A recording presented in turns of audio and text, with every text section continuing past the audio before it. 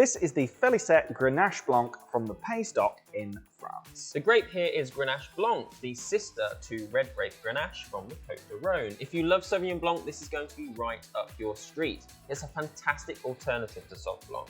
It also turns up often in white Rioja, which is becoming very popular at the moment. Yeah, I mean, look, it says from the Pays d'Oc. It's not a wine region that's particularly famous or often really talked about, but I have seen it written on lots of bottles from French wines. What's that all about, and how does it compare to some of those more famous regions, you know, like your Bordeaux or your Côte de Rhône? So the more famous regions that you're talking about, and most of us have heard of typically, are what's called AOCs, Appellation d'Origine Contrôlée. These are a level or certification in France that mean that the region has a specific set of rules and regs that make its winemaking the way it is.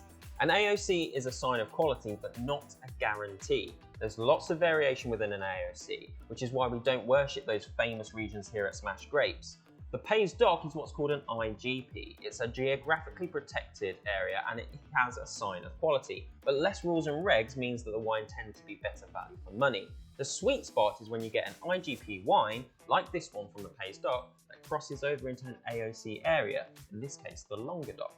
Then you get all the quality and the know-how, but with less of the bureaucracy that inflates prices. Wow, okay, enough of the acronyms now. What are we tasting in the actual glass? You say Grenache Blanc is a Sauvignon lover's friend, but when I think of Sauv, it's on the lighter end of the white wine scale. This is punching at 13.5%. Yet that Southern France heat has really ripened up this baby. Grenache and Grenache Blanc are real sun worshippers. They suck up those ripening rays and get packed full of fruity flavours. I guess you can think of this as like Sauvignon on steroids. Yeah, I mean, look, it actually doesn't taste too alcoholic either. I guess that's down to quality winemaking. And for a big white, it's still got that kind of lip-smacking, refreshing acidity that you get from a great Sauv.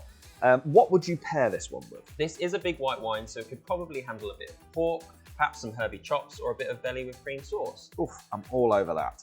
Cheers.